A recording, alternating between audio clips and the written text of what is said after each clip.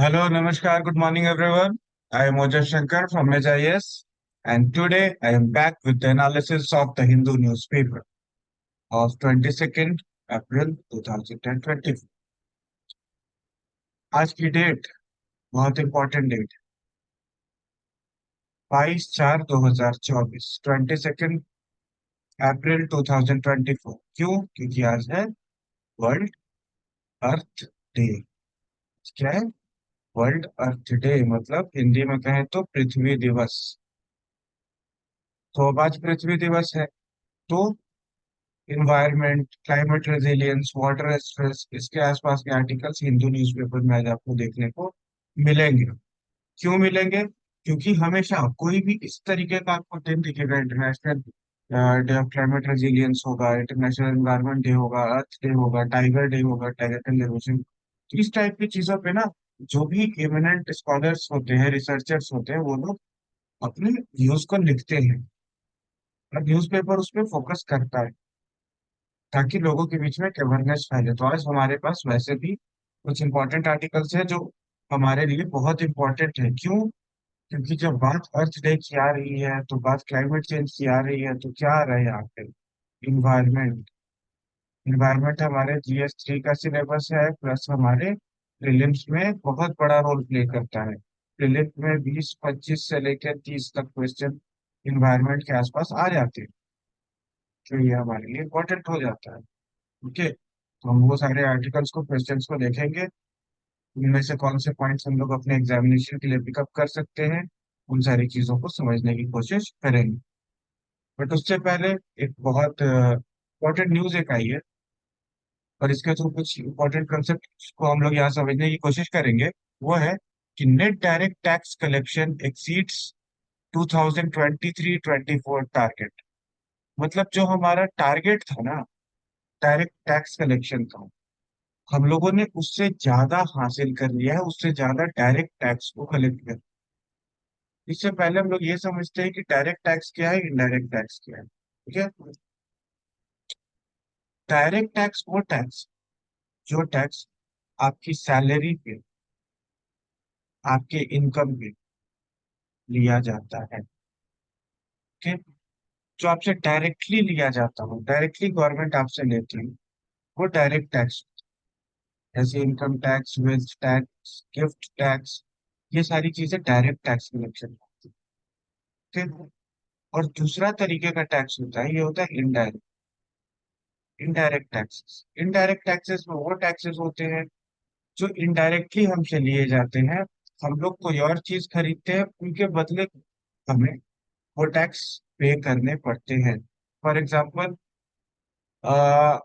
आप कोई भी पेन खरीदने जाते हो अगर मार्केट, एक पेन भी खरीदते हो, एक लैपटॉप खरीदते हो आप, तो वहां पे भी आप एक गवर्नमेंट को टैक्स पे कर रहे हो। किस रूप में पे कर रहे हो? तो हमारे यहाँ आ चुका है GST, goods and services tax. ये पे कर रहे हो, ये क्या है? ये इनडायरेक्ट टैक्स है। ये इनडायरेक्ट टैक्स है। और क्या? जैसे sales tax, excise duty, custom duty, ये सब जो हम लोग पे करते हैं, जैसे पेट्रोल पे लगता है, इलेक्ट्रिसिटी पे लगता है, तो हम लोग जब ये पे करते हैं तो ये भी क्या है? ये इनडायरेक्ट टैक्स। और जो डायरेक्ट टैक्स हम लोग पे करते हैं, जो सैलरी से कटता है डायरेक्टली, वो सब जो है हमारा डायरेक्ट टैक्स के बकेट में आता है। ओके, अभी क्या हुआ है कि जो इनकम टैक्स का कलेक्शन था हमारा, नेट डायरेक्ट टैक्स का कलेक्शन था, जिसमें इनकम टैक्स आता है, जिसमें कॉर्पोरेशन टैक्स आता है, कॉर्पोरेट टैक्स आता है, वो बढ़ गया है। और जितना बढ़ा है, जितना हमने एस्टिमेट किया था उससे थोड़ा ज्यादा, 19.58 लाख करोड़। 19.58 लाख करोड़ हमने टैक्स कलेक्ट किया है, डायरेक्ट टैक्स कलेक्ट किया है, जिसमें पर्सनल इनकम टैक्स जो है वो 53%। मतलब 53% रुपीज, 19.58, अगर इसको हम हाफ करें अगर, तो ऑलमोस्ट 9.5, 9.8 के आसपास का जो अमाउंट बनता है, वो हमने डायरेक्ट टैक्स से किया है। वो हमने इनकम टैक्स से किया है। ओके, और इसमें एक छोटी सी चीज ये भी है कि जो हमारा कॉर्पोरेट टैक्स था। कॉर्पोरेट टैक्स क्या होता है? जो हम हमारे देश में कॉर्पोरेट कंपनियों से चार्ज किया जाता है, which is charge on the income of corporate companies like Reliance, Ambani पे ले लिए, टाटा पे हो गया। इन लोगों पे जो टैक्स लगता है, कोई भी कॉर्पोरेट कंपनी पे जब टैक्स लगता है, उसको कॉर्पोरेट टैक्स कहते हैं। उसमें थोड़ा सा रिडक्शन हो के मतलब टिप हो गया है 46.5%। पहले कितना था? 49.6%। ऑब्वियसली हमारा इनकम टैक्स जब ग्रो किया है तो ये हमारा रिड्यूस किया है। अब यहाँ पे एक हम लोग कंसेप्ट को समझने की कोशिश करते हैं। बाकी तो चीजें डेटा वेटा दिया हुआ है यहाँ पे, तो ये डेटा यूपीएससी कभी पूछता नहीं है और कभी पूछेगा भी नहीं कि ये डेटा हमेशा चेंज होने वाला है। ठीक है। बट जो इम्पोर्टेंट टैक्स है, इम्पोर्टेंट चीज है यहाँ पे, वो चीज समझते हैं हम लोग। प्रोग्रेसिव टैक्सेशन और रिग्रेसिव टैक्सेशन।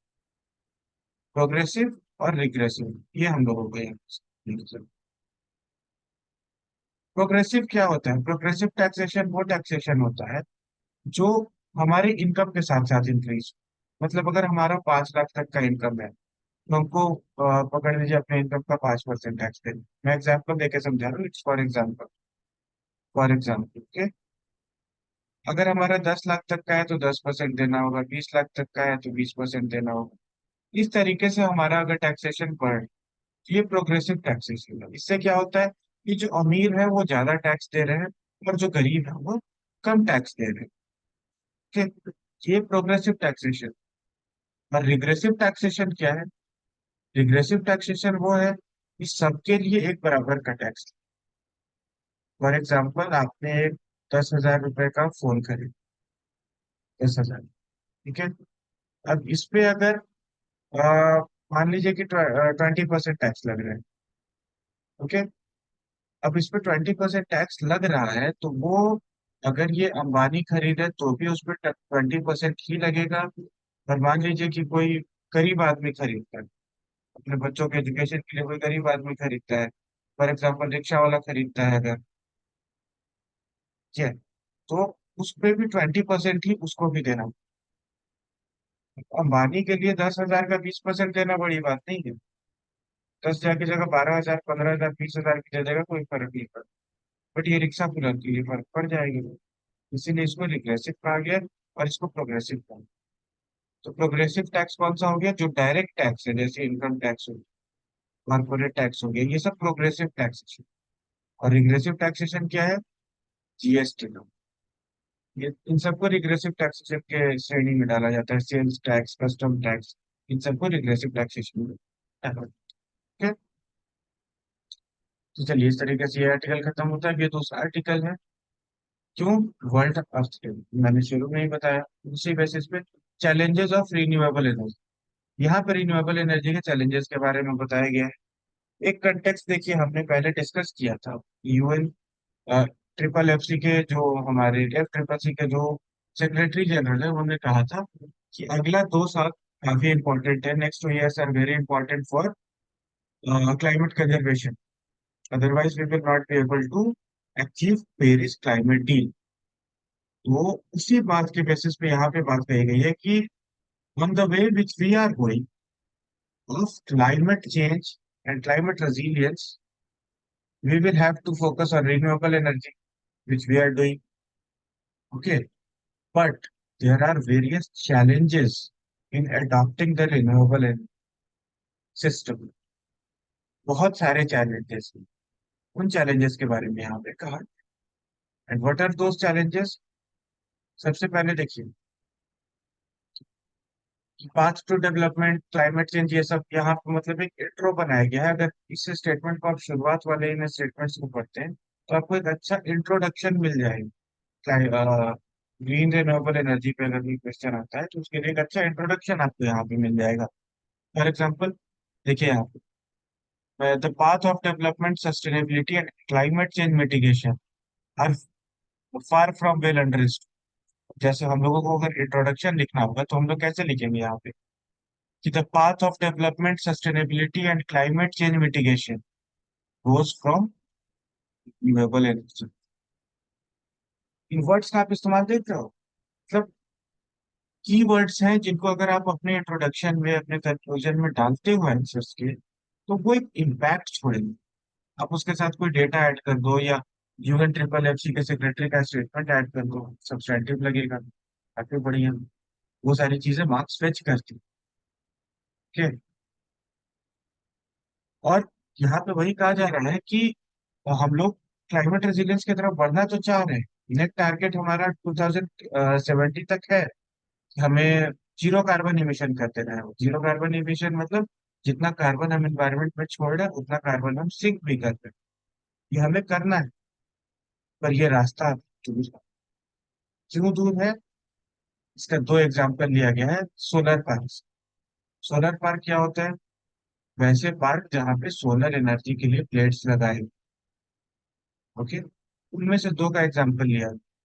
सबसे पहली बात कही गई है कि 214 किलोमीटर, 214 स्क्वायर किलोमीटर हमारे यहाँ पे अभी सोलर पार्क का स्पेस अवेलेबल है।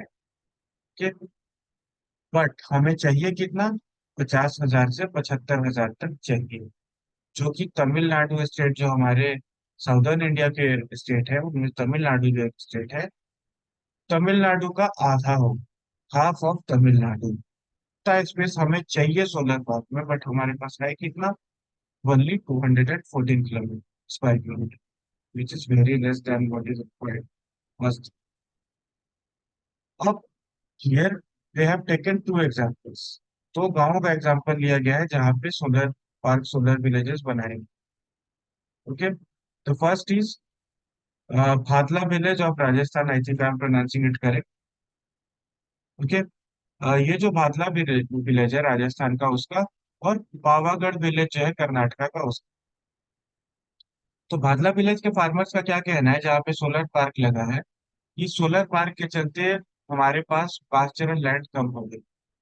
हमारे जो पशु हैं, हमारा जो लाइव स्टॉक है, उसको हम लोग खाना नहीं खिला पा रहे हैं ढंग से। क्यों? क्योंकि उनको चराने के लिए, उनको खिलाने के लिए जहाँ, जिन खेतों में ले जाया करते थे, वहां पे अब सोलर पार्क बन गए। उस चीज के चलते हमें स्पेस नहीं मिल पा रहा है। That is a economic drain for us. Okay, तो उनका कहना है कि एफआरए के अंडर में, forest regulation, forest rights act के अंडर में आना चाहिए ये, जब भी आप सोलर पार्क में चेंज कर रहे हो तो एफआरए 2036 के अंडर में आना चाहिए। उस हिसाब से उनको कॉम्पनसेशन मिलना चाहिए। ठीक। और on the other hand Karnataka का जो पौगड़ा वाले जो लोग हैं, sorry if I am pronouncing it incorrect, मैं क्लियरली इसका समझ नहीं पा रहा हूँ, बट आई थिंक पौगड़ा वाले जो लोग हैं, उनका कहना है कि एनुअल इनकम जो है वो हमारी बढ़ गई। क्यों? क्योंकि जिस लैंड पे ये बनाया गया है सोलर पार्क, वो इनफर्टाइल लैंड थी, वहां पे कुछ उगता नहीं था। And because of that solar park we are receiving money, because we have given that land on lease. हमने उस लैंड को लीज पे दिया है, हमें उसके बदले इनकम आ रही है, तो हमारी कमाई बढ़ती है। यहाँ पे दो पर्सपेक्टिव आपको नजर आ रहे हैं, किस तरीके से लैंड यूज पैटर्न के चलते हमारा सोलर का, हमारे लोगों का, उसके आसपास इफेक्ट पड़ रहा है। इस चीज के आसपास किस तरीके से इफेक्ट। ओके, अब दूसरा इसमें इफेक्ट, मतलब इशू बताया गया है कि सोलर पार्क को ह्यूज अमाउंट ऑफ वाटर चाहिए। वाटर क्यों चाहिए सोलर पार्क को? क्योंकि जो सोलर प्लेट्स होते हैं वो गंदे हो जाते हैं, धूल मिट्टी पड़ती है, उसकी सफाई के लिए पानी चाहिए। और वो वैसी जगह पे होना सोलर पार्क का जहाँ पे वाटर की है ना अवेलेबिलिटी हो, वो जरूरी है। अदरवाइज वो सोलर पार्क उतना सक्सेसफुल नहीं हो पाएगा या उतना वायबल नहीं हो पाएगा। और एग्रीकल्चर रिलेटेड लाइवलीहुड भी इससे डायरेक्टली या इनडायरेक्टली इस चीज के चलते इम्पैक्ट में आता है। क्योंकि इलेक्ट्रिसिटी जनरेशन जो है वाटर, अब देखिए land use pattern, for example मैं आपको एक गांव है, एक गांव है, यहाँ की जमीन पे यहाँ पे सोलर कर, पहले तो हो सकता है ना कि यहाँ पे किसान खेती कर रहा हो, एक छोटी सी कैनल जा रही होगी यहाँ से, इस कैनल के इस्तेमाल से इरिगेशन हो रहा हो। अब इस कैनल का एक huge amount of chunk water तो इसको क्लीनिंग में भी जा रहा है। यहाँ पे एक तो लैंड भी कम हुआ है यहाँ पे फार्मर्स के पास, वो लोग अभी यहाँ पे सोलर पार्क है, तो यही कहा जा रहा है कि इस चीज का जो इफेक्ट है वो हमारे फूड सिक्योरिटी पे भी पड़ सकता है, हमारे इकोसिस्टम क्लाइमेट के साथ साथ हमारी इकोनॉमी पे भी इसका इफेक्ट डायरेक्ट पड़ेगा। लोगों की कमाई कम होगी अगर, उसका भी एक इशू बनेगा। इसलिए हमें इन सारी चीजों को ध्यान में रखना चाहिए। उसकी इकोनॉमिक वायबिलिटी क्या है। अब हम लोग कार्बन इमिशन कम करना चाहते हैं और ये जरूरी भी है, बट उस कार्बन इमिशन को कम करने के लिए हमें क्या देना पड़ेगा उस चीज को भी हमें समझने की जरूरत है। ओके। अब इसमें एक वे फॉरवर्ड भी बताया गया है, और वे फॉरवर्ड क्या है कि जो पार्क्स, जो भी हम सोलर पार्क्स बनाएंगे वो पार्क जो है वो पब्लिक लैंड पे बनाए जाए या कॉर्पोरेट लैंड्स पे बनाए जाए। प्राइवेट कंपनियां उन लैंड्स को ओन करे या गवर्नमेंट उन लैंड्स को ओन करे, या फिर कम्युनिटी इनिशिएटिव हो, कम्युनिटी पार्टिसिपेशन हो, लोग खुद से आए अपनी जमीनों को लीज करें गवर्नमेंट को, या फिर लोग खुद से उस जगह पे सोलर पार्क प्लांट लगवा दे, सोलर पार्क बना दे। और अब तो नेट मीटरिंग वाला सिस्टम भी आ चुका है, नेट मीटरिंग के थ्रू अपनी इलेक्ट्रिसिटी गवर्नमेंट को बेच ले, उससे भी पैसा आ जाएगा। अब तो ये चीज यहाँ पे मेंशन नहीं है, बट एक बार वे फॉरवर्ड में बता, कम्युनिटी इनिशिएटिव भी किया जा सकता है, स्मॉल बिजनेसेस को बढ़ावा दिया जा सकता है, लोगों की अप स्किलिंग की जानी चाहिए ताकि वो इस चीज में बेहतर काम कर सकें। ठीक है।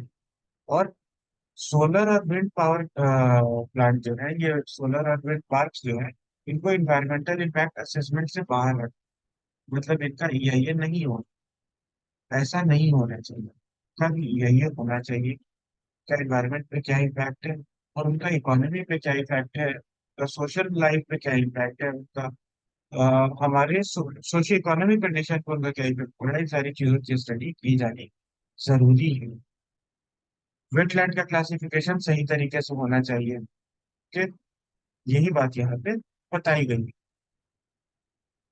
और एक सोलर पावर डेवलपमेंट कॉरपोरेशन होना चाहिए, जो इंगेज करेगा, जो हमारा सोलर पावर डेवलपमेंट कॉरपोरेशन है वो हो, जो इंगेज करे लोकल गवर्नमेंट के साथ, ग्राम सभा के साथ। और एग्रो वोल्टाइक्स पे भी हम लोग जा सकते हैं। ये कीवर्ड याद रखिएगा, प्रीलिम्स में भी डायरेक्ट पूछ सकता है कि व्हाट इज एग्रो वोल्टाइक, और मेंस में भी आप इसको मेंशन कर सकते हैं कि एग्रो वोल्टाइक क्या है। एग्रीकल्चर और इलेक्ट्रिसिटी के कॉम्बिनेशन को हम लोग देखते हुए जब आगे बढ़ते हैं तो एग्रो वोल्टाइक, ठीक है। इसको पेयर किया जाना चाहिए एग्रीकल्चर के साथ, एनर्जी बढ़ाने के साथ। अ, जैसे अब विंड एनर्जी जो है उसका इम्पैक्ट बर्ड्स पे गलत पड़ता है, उसके चलते बर्ड्स का रास्ता बिगड़ जाता है, उनकी फ्रिक्वेंसी में चेंज आता है, तो इन सारी चीजों को हमें ध्यान देना होगा, तभी हम एक रेजिलियंट एनवायरनमेंट की तरफ आगे बढ़ पाएंगे। ठीक है। अब स्किलिंग री स्किलिंग लोगों का करना होगा ताकि जनरेशन, जॉब जनरेशन भी हो सके। That's what written in this article. Now moving on to next article. ये कोई बहुत इंपॉर्टेंट आर्टिकल नहीं था, बट मैंने इसमें एक दो चीजें बस बताने के लिए ले ली। यहाँ पे कह रहा है कि जो रिचर नेशन है, जो भी देश है जिनके पास पैसे ज्यादा है, रिच कंट्रीज है, फॉर एग्जाम्पल यूरोपियन नेशंस है या यूएस हो गया, इनको जो पुअर नेशंस भी, पुअर नेशंस मतलब अंडर डेवलप्ड नेशन या डेवलपिंग नेशन, उनकी मदद करनी चाहिए। क्यों? क्योंकि वो लोगों की कंडीशन और ज्यादा खराब है। उन लोगों की कंडीशन कैसे खराब? आईएमएफ की कुछ ही दिनों पहले रिपोर्ट आई थी, हमने डिस्कस भी की थी कि वर्ल्ड का जो ग्रोथ रेट है वो 3.2 से घटा के 2.9 कर दिया गया आईएमएफ के द्वारा। ठीक है? अब जब वर्ल्ड का प्रोडक्शन घटा है, दैट मीन्स पुअर देशों पे इसका और गंदा इम्पैक्ट पड़ेगा, वो लोग और पूरी तरह इसके चपेट में आएंगे। इसलिए इस चीज के बारे में यहाँ पे कहा गया। तो जो अमीर देश है, जो रिचर नेशन है, they should help the poorer nation, because why? Because the poorer Nations have suffered from Covid much more than a rich nation. Okay, because they didn't have any kind of resources to tackle the issue. के पास दवाइयाँ तक ढंग की नहीं थी। एक तो उनका ये कहना है, दूसरा कहना यह है कि अगर इकोनॉमिक ग्रोथ स्लो डाउन होगा तो उनपे इसका ज्यादा इम्पैक्ट पड़ेगा, क्योंकि उनके यहाँ पहले से इकोनॉमिक ग्रोथ बहुत स्लो था। ठीक। जो भी हमारे लैटिन अमेरिका के देश हैं, अफ्रीका के देश हैं, इन लोगों के बारे में यहाँ पे ज्यादा फोकस किया है। और वर्ल्ड बैंक के बारे में भी कहा गया है, वर्ल्ड बैंक के भी एक रिपोर्ट को यहाँ पे कोट किया गया है कि वर्ल्ड बैंक का कहना है कि half of the world 75% poor country, जो दुनिया के 75 देश हैं सबसे करीब, उनमें इनकम गैप बहुत ज्यादा बढ़ रहा है। इनकम गैप बहुत ज्यादा बढ़ रहा है मतलब अमीर और ज्यादा अमीर हो रहे हैं, rich becoming richer and poor becoming poorer. ये 75 पुअरेस्ट कंट्रीज में ये कंडीशन है, which is not a good sign. आपको लगेगा कि पर कैपिटा इनकम बढ़ रही है, बट रियलिटी में वहां पे इनकम इनइक्वालिटी हो रही है, जिस चीज के चलते जो ह्यूज चंक ऑफ मास होगा लोगों का, that will suffer, and that's what is written in this article. ठीक, एक बार आप इस आर्टिकल को पढ़ लीजिएगा, बाकी इसमें कोई बहुत इंपॉर्टेंट चीज नहीं है। इस आर्टिकल को मैंने बस इसीलिए रखा था ताकि आप यहाँ से, एक चीज तो वर्ल्ड बैंक का डेटा है जो मैंने अभी बताया, आप उसको अपने दिमाग में रख सकें। और दूसरी चीज ये जो आईएमएफ का डेटा है कि इकोनॉमिक स्लो डाउन हो रहा है, उसको आप अपने दिमाग में रख सकें। अब इसका इम्पैक्ट क्यों हो रहा है, ये तो वही है, ग्लोबल क्राइसिस के चलते। हमने कई लेक्चर्स में डिस्कस किया, या वैसा कोई आर्टिकल आएगा तो हम लोग उसको discuss करेंगे। Okay, and moving on to next article which is last article for today, preparing India for water stress and climate resilience. India को वाटर स्ट्रेस और क्लाइमेट रेजिलियंस से प्रिपेयर करने की, क्या है भाई, क्यों प्रिपेयर करना है आपको इंडिया को वाटर स्ट्रेस से? इसलिए प्रिपेयर करना है क्योंकि आईएमडी हमारा इंडियन मेट्रोलॉजिकल डिपार्टमेंट जो है, जो हमारे यहाँ पे वेदर की फोरकास्टिंग करता है, उसका कहना है कि समर वाटर में गर्मी ज्यादा बढ़ेगी, अप्रैल से जून में हीट वेव ज्यादा बढ़ेंगे, और हीट वेव जब ज्यादा बढ़ेंगे तो वाटर स्ट्रेस उसके चलते आएगा। ओके, और ये जब वाटर स्ट्रेस आएगा तो आप सिर्फ पौधे लगा के और ह्यूमन चेन बना के या रैली निकाल के इसका सॉल्यूशन नहीं कर सकते। इसके सॉल्यूशन के लिए आपको सब्सटैंटिव स्टेप्स लेने पड़े। क्यों? देखिए कितनी अच्छी लाइन है यहाँ पे, इन सारे लाइन्स को आप अपने इंट्रोडक्शन में या कहीं पे भी आंसर राइटिंग में अगर यूज करते हैं तो कितना अच्छा लगेगा। Climate is the economy now, कितना अच्छा स्टेटमेंट है, climate is the economy now. Economic production frontier will expand और shrink depending on how we understand intersection between land, food, energy and water। आपके एकदम कंक्लूजन के लिए एप्ट स्टेटमेंट। इन सारे statements को मैं तो कहता हूँ कि एक नोटबुक बना के नोट डाउन करते रहना, या फिर रेगुलर न्यूज़पेपर पढ़ना चाहिए, तो इन पे स्ट्रेस देना चाहिए ताकि हमारे राइटिंग हैबिट में ये चीज डेवलप कर जाए। ठीक है, इस तरीके से अगर आप अपना कंक्लूजन लिखते हैं, economic production frontier will expand और shrink depending on how we understand the intersection between land, food, energy and water. बिल्कुल बैलेंस्ड अप्रोच है कोई, मतलब ये सब कंक्लूजन के लिए एप्ट स्टेटमेंट्स। और क्या है, अब देखिए, ये इंट्रोडक्शन के लिए लाइन देखिए कितना अच्छा है यहाँ पे डेटा के साथ। India houses 18% of world population on 2.4% of earth surface and having 4% of global fresh water. मतलब हमारे यहाँ 18% आबादी है, 2.4% जो है वो हमारे पास लैंड सरफेस, हमें अर्थ सरफेस मिला है, और 4% है ग्लोबल वाटर। और हमारे 150 प्राइमरी रिजर्वायर्स में जो है करेंटली 38% की लाइव स्टोरेज बची है। ये डेटा को आप इंट्रो में यूज कीजिए, बॉडी में यूज कीजिए, बढ़िया डेटा है, काफी अच्छा है। ओके, एंड इन सब चीजों के बारे में, अब ये सब जो इश्यूज है, मेन इश्यूज क्या है, वाटर स्ट्रेस के पीछे का कारण क्या है? हम लोग डिजास्टर प्रिपेयर्डनेस में तो बहुत ज्यादा पैसे खर्च किए, मतलब हम लोग ये, कोई भी आपदा आती है, कोई भी अनहैपनिंग होती है, कहीं पर ड्रॉट आता है, कहीं फ्लड आता है, उसके प्रिपेयर्डनेस के लिए तो हमने बहुत पैसे खर्च किए, उसके लिए हम तैयार है अपनी ओर से। ओके, बट जबकि कोई क्लाइमेटिक कंडीशन आता है इस टाइप का, तो उसको एक शॉक लेना है। फॉर एग्जाम्पल हेवी रेनफॉल हो गया, rapid decline of water availability हो गया, इन सब चीजों के चलते ये इशू बढ़ते जा रहे हैं। और जितना ज्यादा ये इशू बढ़ेगा, आपको उतना ज्यादा प्रिपेयरनेस बढ़ाना होगा, तो जितना प्रिपेयरनेस बढ़ाना होगा उतना ज्यादा आपको यहाँ पे पैसे खर्चने होंगे। मतलब इकोनॉमी यहाँ पे ड्रेन हो रही है, that's why environment is now economy. समझ रहे हैं? और ये क्यों हो रहा है? Slow onset and periodic stress, स्वाइप जो है उनके वाटर उसका वाटर रिटेंशन कम हो रहा है। रेनफॉल की लाइन का ट्रेंड चेंज हो रहा है। ओके। क्लाइमेट रिस्क से ज्यादा लोग अफेक्टेड हो रहे हैं। एक और है क्लाइमेट रिफ्यूजी। इंटरनेशनली देखिएगा आप, तो क्लाइमेट रिफ्यूजी क्लाइमेट चेंज के चलते जो लोगों को अपना घर बार छोड़ के कहीं और जाना पड़ रहा है, इन लोगों की संख्या भी बढ़ेगी। ये चीज हो गई। दूसरी चीज यहाँ पे है कि वाटर फ्लोज थ्रू इकोनॉमी। अब ये बात यहाँ पे क्यों कही गई है? क्योंकि इंडियन एम्प्लॉयमेंट रिपोर्ट जो है उसका कहना है कि भारत में 45% लोग एग्रीकल्चर पे डिपेंड। कितने लोग? 45%। और council of energy environment and water का क्या कहना है कि मानसून रेनफॉल जो है उसका ट्रेंड में चेंज आ रहा है। क्या चेंज आ रहा है भाई मानसून रेनफॉल के चेंज में? कि हम लोग जो मानसून रिसीव कर रहे हैं उसमें से 55% ऑफ तहसील और सब डिस्ट्रिक्ट सीइंग सिग्निफिकेंट इंक्रीज और more than 10% of south response. हमारे यहाँ मानसून 10% तक बढ़ गया, 55% तहसील और सब डिविजन। बट इश्यूज क्या है? इशू यह है कि वो वाटर जो हो रहा है वो जितनी जरूरत है उससे ज्यादा हो रहा है। एक ही समय पे बहुत ज्यादा रेनफॉल हो जा रहा है, एक ही दिन बहुत ज्यादा बारिश हो गई, 2 दिन बाद। इस चीज के चलते प्लांट्स को तो अब जैसे आपको एक दिन ही खाना खिला दिया जाए, घर पे कहा जाए कि 10 दिन अब आपको अगले भूखे रहो, ये तो आपके बॉडी के लिए गलत हो गया ना। Same thing goes with plants also. उनको एक ही दिन में आपने 10 दिन का पानी दे दिया, 10 दिन तक बाकी वो सूखे हुए, वो तो उतना ही एक्सेप्ट कर पाएंगे ना जितना उनकी कैपेसिटी है। That's what the main issue है।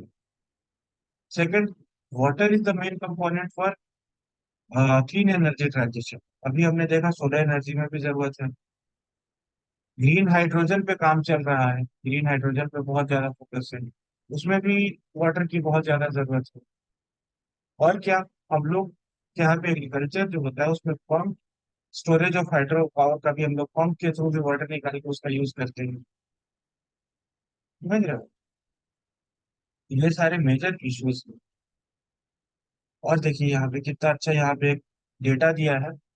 75% of natural disaster in the last 2 decades were related to what? Water stress। सिर्फ पानी के चलते 75% natural disaster in the last 2 decades हुए थे, सिर्फ पानी के चलते हुए। सी डबल ई डब्ल्यू का क्या कहना है कि 1970 से 2019 तक जितने भी फ्लड्स एसोसिएटेड इवेंट थे उनमें 20% तक, 20% तक इंक्रीज हुआ। जैसे landslide, thunder storm, cloud cloud burst, ये सब जो फ्लड से एसोसिएटेड चीजें हैं ये 20 टाइम्स इंक्रीज हुई है। और हमारा फ्रेश वाटर का जो अवेलेबिलिटी है वो कम आ रहा है। तो अब यहाँ पे है कि हम लोग अब इसको ठीक कैसे करें, इसका सॉल्यूशन वे फॉरवर्ड वाली बात है कि राइट्स और पॉलिसीज को मिक्स करना, जुडिशियस यूज ऑफ वाटर करना हो, पानी का सही उपयोग, reuse of urban waste water. अब जैसे हमारे हमारे नहाने के बाद जो ग्रे वाटर प्रोड्यूस होता है या हमारे बाथरूम में जो ग्रे वाटर प्रोड्यूस होता है, ब्लैक वाटर प्रोड्यूस होता है, ये सब वेस्ट होता है। उनका रिसाइकल करके यूज किया जा सकता है। हमारे घर में आरओ फिल्टर्स जो लगे हुए हैं उनमें से वेस्ट वाटर बहुत ज्यादा होता है, उस वाटर का स्टोरेज करके उसका यूज किया जाना चाहिए नहाने वगैरह। गवर्नमेंट की पॉलिसीज को इफेक्टिव तरीके से इम्प्लीमेंट किया जाना चाहिए। प्रॉपर डेटा का एनालिसिस होना चाहिए और उसी बेसिस पे डिसीजन मेकिंग होनी चाहिए। मतलब डेटा ड्रिवन डिसीजन मेकिंग होनी चाहिए। ओके। यही सारी चीजों के बारे में यहाँ पे कहा गया है। सोलर इरिगेशन पंप जो है वो ग्राउंड वाटर से जहाँ पे पानी निकाल रहे हैं उसकी प्रॉपर एनालिसिस होनी चाहिए कि वहां पे वो पानी निकाले या ना निकाले, वो जगह पानी निकालने के लिए एप्ट है कि नहीं है। Food land and water connections को स्टडी करना चाहिए, इसकी एनालिसिस करनी होगी कितना अच्छा फूड लैंड एंड वाटर।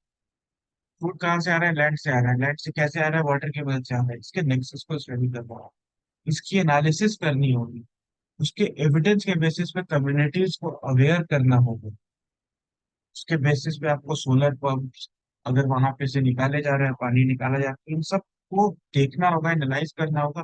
उस बेसिस पे पॉलिसी बनानी होगी और उस पॉलिसी का प्रॉपर इम्प्लीमेंटेशन करना होगा, then only we can achieve our goal of climate resilience.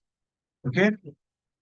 और इसमें क्या कहा गया है, अब जैसे हमारे यहाँ पे नेशनल वाटर मिशन है, and what is the aim of national water mission, to reduce the to increase the efficiency of water by 20% by 2025।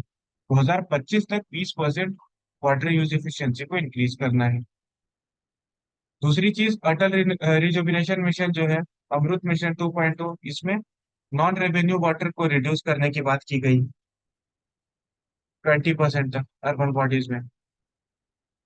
इन सारी चीजों को करने की जरूरत है डेटा ड्रिवन तरीके से, और प्रॉपर इम्प्लीमेंटेशन होना चाहिए। और क्या होना चाहिए, वाटर अकाउंटिंग होनी चाहिए, because without proper accounts you can not know कि आपने खर्च कितना किया और आपके पास कितना है, आपने उसको रिन्यू कितना किया। क्योंकि जो भी वाटर बॉडीज है उनको रिन्यू भी करना बहुत जरूरी है। इसलिए वाटर अकाउंटिंग पे हम लोगों को फोकस करना, उसको इंसेंटिवाइज करना, इन्वेस्टमेंट करना इसी बेसिस पे हो कि वहां के वाटर का अकाउंट कैसे। और तीसरी चीज, हम लोग मिटिगेशन पे बहुत ज्यादा फोकस्ड, मतलब कोई प्रॉब्लम जब हो जाती है उसको सही करने में हम लोग ने अपनी पूरी क्षमता लगाई। फ्लड आ जाने के बाद बाढ़ राहत का काम बहुत तगड़े तरीके से होता है, बट फ्लड आएगी नहीं इस पे हम लोगों को ध्यान देना चाहिए। मतलब वही वाली बात हुई, prevention is better than cure. हमें वो करना होगा, प्रिवेंट करना होगा। ओके। यहाँ पे डेटा दिया है कि 2200 रुपये हम लोग खर्च मिटिगेशन पे करते हैं और एडेप्शन पे मात्र 260। तो एडेप्शन को हम लोगों को इंक्रीज करना होगा, मतलब प्रिवेंशन इज बेटर। क्यों, प्रिवेंशन पे ज्यादा पैसे लगाओ। Okay. And strengthening the waste water management use, climate resilience crop का यूज होना चाहिए, मिलेट्स का यूज होना चाहिए। मिलेट्स जो है वो क्लाइमेट रेजिलियंट क्रॉप्स है, इनको जब आप उगाएंगे तो पानी कम लगेगा, खेतों के लिए भी बढ़िया होगा, सॉइल की कैपेसिटी भी, वाटर रिटेंशन की और न्यूट्रिएंट साइकिल भी उसका चेंज होगा, क्रॉप डाइवर्सिफिकेशन होगा इस चीज के चलते। मार्केट में इनोवेशन आने चाहिए, जैसे इंडिया का ग्रीन क्रेडिट प्रोग्राम है, हमारे यहाँ ग्रीन क्रेडिट प्रोग्राम है। इस टाइप के और भी इनोवेशन लाए जाने चाहिए ग्रीन क्रेडिट प्रोग्राम के जैसे। जो हमारा जैसे सोवरेन ग्रीन बॉन्ड है, इतना मैं बता रहा हूँ, या इस आर्टिकल में नहीं है, जैसे हमारा सोवरेन ग्रीन बॉन्ड है, उसमें इन चीजों को इंक्लूड करना चाहिए। सॉवरेन ग्रीन बॉन्ड के थ्रू यहाँ पे और ज्यादा इन्वेस्टमेंट को इंक्रीज किया जाना चाहिए। कॉर्पोरेट सोशल रिस्पॉन्सिबिलिटी को इसमें यूज किया जाना चाहिए। ठीक है। ये सारा वे फॉरवर्ड में यहाँ पे बताया गया है। तो क्लास की वही चीज लेके जा रही है, data driven base line to increase water saving. Data driven तरीके से वाटर सेविंग की जानी चाहिए। अलग अलग फिनेंशियल इंस्ट्रूमेंट का यूज होना चाहिए एडेप्शन के लिए। और वाटर सिक्योर इकोनॉमी बनाए। Water secure economy is the first step towards climate resilience economy. जिस इकोनॉमी में वाटर जो है वो सिक्योर्ड रहे, जहाँ पे वाटर अच्छे से हम लोग दे पाएंगे, वहां पे हम लोग क्लाइमेट को भी अच्छे से संभाल पाएंगे। और economy is environment, environment is economy, ये वाली चीज भी याद रखनी है, और ये भी याद रखनी है। Water secure economy is the first step toward climate healthy. और ओके, इस तरीके से हमने आज जो भी इम्पोर्टेंट आर्टिकल्स थे, कुछ उनमें से कुछ आर्टिकल्स को डिस्कस किया है। आपको ये सेशन कैसा लगा, या फीडबैक में आप मुझे बता सकते हैं। कोई आपको अपने ओर से इनपुट देना हो तो वो भी आप कमेंट सेक्शन में मुझे बता सकते हैं। ओके। कल फिर मिलते हैं कल के आर्टिकल्स को लेके, तब तक के लिए have a nice day. Signing out, Vijay Shankar.